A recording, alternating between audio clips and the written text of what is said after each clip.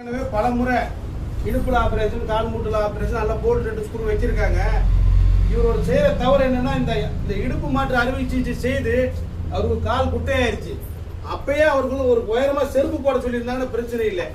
ஆனா அவர் செய்தது என்னன்னா, இந்த ஊன்றுகோலை போட்டு நடந்ததுனால L4 L5 டிஸ்க் பஞ்ச் ஆயிருச்சு.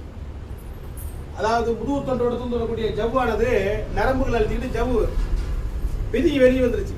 அந்த கால் நரம்பு சியாட்டிக்காக மாறிடுச்சு. லம்போ சாக்கரல் ஸ்பாங்கடைட்டிஸ் ஆயிருச்சு. இந்த மாதிரி தான் ஒரு வித்தியாசமான முறையில் இருக்கு. ஜவ்வு வெளியே வந்து பிடுங்கிருச்சு, பல்பு மாதிரி விளங்கிருச்சு, பல்பு மாதிரி. இவர் என்ன தவறு செய்யறாருன்னா, அந்த ஸ்டிக்கு போட்டு நடக்கக்கூடாது, கால் உயரமா செருப்பு போட்டு வாக்கர் போட்டு நடக்கணுங்கிற ஒரு அறிவுறுத்தல் தான் சொல்லியிருக்கான். இதையே ரெக்கார்டா போடுறோம்னா வைத்தியம் உண்டு, எல்லா இடத்துலையும் இருக்கு. பாரம்பரியமான வைத்தியம் கேச்சு இருந்தால் அதை செஞ்சுக்கங்க. எங்கிட்ட கூட வர வேண்டாம்.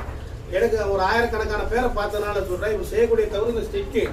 இது உயரமான செருப்பு போட்டு வாக்கர் போட்டுனா வாக்கரை தூக்கி நல்லா நடக்கலாம் நாட்டுக்கு. இந்த மாதிரி எனக்கு இந்த தித்தனை எக்ஸ்ரே எம்ஆர்ஐ பார்த்தோம், இந்த மாதிரி பல்பு மாதிரி இவருக்கு தான். இவர் கண்டிப்பா அறுவை சிகிச்சை செய்யணும், அந்த அளவுக்கு வசதி இல்லை. நமக்கு வைத்தியசாலைக்கு வந்தாரு, நம்ம அவருடைய முதலுதவி வைத்தியத்தை சொல்லியிருக்கான். இத்தனை எடுத்துட்டு வந்தாரு, அவர்கிட்ட திருப்பி கொடுத்தோம். எங்களுக்கு இது தேவையில்லை, அதை கரெக்டா செஞ்சாருன்னா போதும், நிமிர்ந்து நடக்கலாம். எப்படி இருந்தோம்னா இப்படி நிமிர்ந்து நடக்கலாம். புரியல, அந்த நரம்புகள் அடிச்சிட்டதுனால உடம்பு ரத்தம் கிடையாது. ஒரு முட்டை, நாட்டுக்கோழி முட்டை சாப்பாடு நெய் சேர்த்து சொல்லுங்க, உடம்புல ரத்தமே கிடையாது.